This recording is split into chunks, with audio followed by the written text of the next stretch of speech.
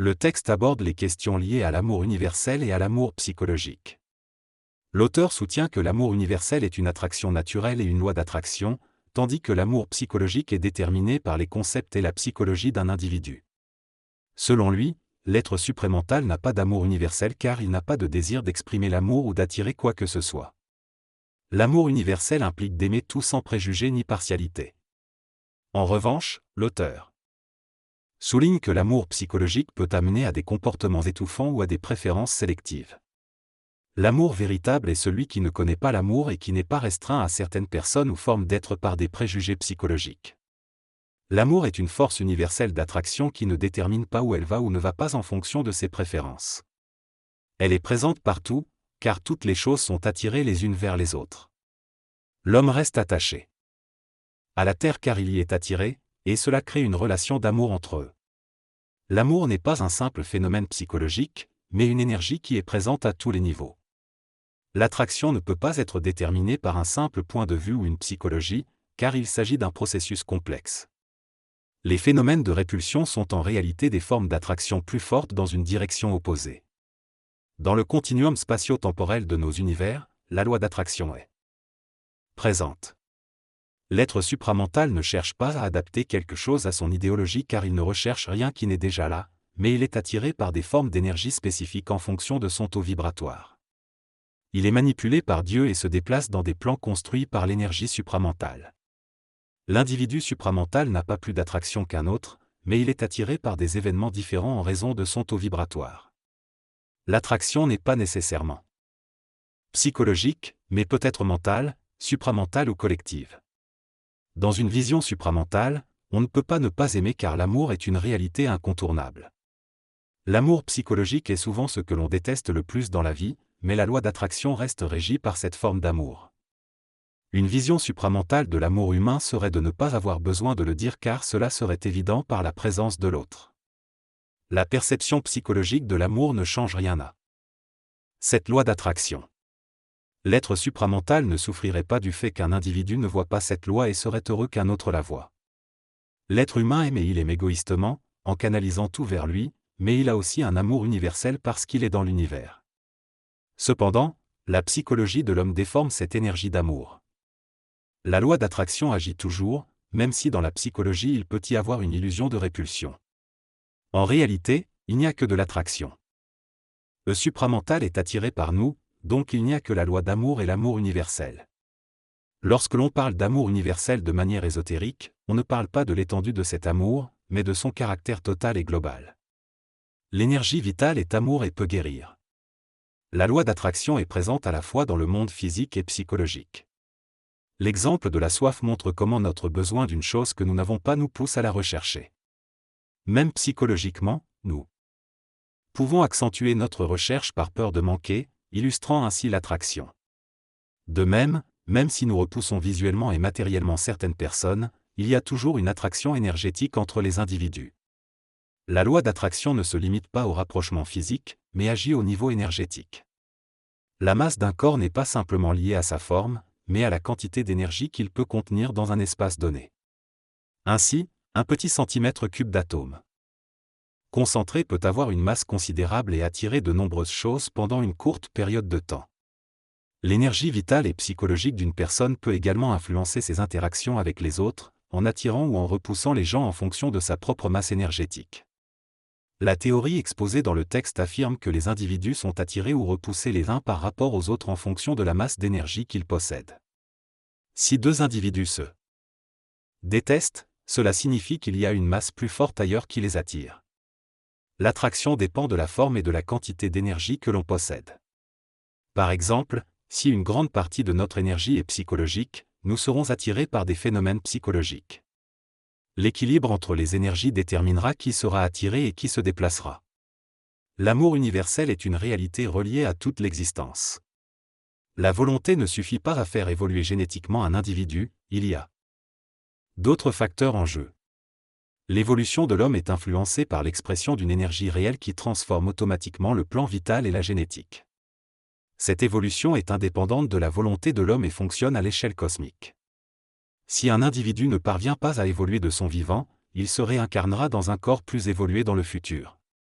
Cependant, l'évolution réelle de l'homme ne dépend pas de sa contribution à l'humanité. Lors de la réincarnation, l'individu ne paie pas un karma individuel, mais fait partie d'un contexte expérientiel collectif. Sa psychologie est intégrée au plan astral planétaire et il n'a pas de mémoire individuelle. L'évolution exige à la fois des riches et des pauvres, mais un individu ne vivra pas nécessairement les mêmes expériences que dans ses vies antérieures. Il se réincarnera plutôt avec des individus similaires à lui, permettant ainsi la fusion des énergies. Une évolution intelligente de la société permettrait d'éviter la reproduction de maladies génétiques et de handicaps physiques. Cela pourrait être réalisé en identifiant les caractéristiques génétiques récessives et en permettant des mariages qui minimisent les risques de transmission. Dans ce passage, l'auteur aborde différents aspects liés à l'évolution humaine. Il mentionne d'abord la gestion des maladies génétiques, indiquant qu'il serait préférable de vérifier la génétique des personnes avant de se marier, afin de favoriser le renforcement de la race. Il souligne ensuite l'importance du développement cérébral pour permettre l'expression des énergies supérieures dans le plan matériel. Il explique que la plupart des individus se réincarneront dans des corps supérieurs, mais qu'il y a toujours une certaine possibilité qu'un enfant puisse naître avec un défaut physique ou mental. Cependant, cela n'a pas d'importance en termes d'évolution, car il y aura toujours d'autres individus qui se réincarneront dans des corps sains. Selon l'auteur, l'individu qui vit actuellement n'a pas de prise sur l'évolution et ne peut pas connaître le plan évolutionnaire. Seul l'individu psychologique qui aurait une compréhension plus profonde de la trame cosmique pourrait éventuellement décider d'influencer le plan évolutif. L'être humain ordinaire doit simplement continuer à s'engager dans son développement mental et à chercher des voies qui favorisent son évolution. Il est affirmé que pour évoluer, il est important d'avoir une bonne santé physique, car le corps humain est l'expression des énergies. Cependant, il est précisé que le conditionnement physique n'est pas nécessairement un critère d'évolution individuelle, car il y a suffisamment de personnes qui veillent à ce que les enfants naissent avec un corps physique adéquat. La mutation génétique la plus importante pour l'homme est une mutation cérébrale, qui permet l'expression de l'énergie mentale et rend le cerveau plus conducteur et isolé. Par conséquent, un individu avec un handicap physique mais avec un potentiel cérébral adéquat peut évoluer aussi bien qu'un individu normal. En ce qui concerne la procréation, il est souligné qu'il est important de choisir un partenaire sans problème physique et avec des facultés mentales adéquates afin d'assurer une progéniture saine. La génétique étant comparée à la culture de maïs dans un désert, il est suggéré que si les individus ont les bonnes conditions génétiques, ils pourront survivre et se développer indépendamment des autres. N7 extrait, la génétique joue un rôle essentiel dans l'évolution de l'espèce humaine. L'auteur compare cela à la méthode de plantation de grains pour obtenir des récoltes de plus en plus fortes. Il affirme que les caractères dominants qui permettent l'évolution doivent être transmis par la génétique, et que les individus qui partagent le plus de similitudes génétiques doivent se reproduire ensemble. Il soutient que c'est ainsi que l'Amérique du Nord est devenue un continent supérieur, grâce à un mélange racial important. Il affirme également que le Québec est une terre privilégiée où l'énergie tellurique protège les individus nés ici des énergies néfastes du reste du monde. Selon lui, ceux qui tentent de conquérir le Québec sont en réalité transformés par cette terre et emportent avec eux la naissance du Québec.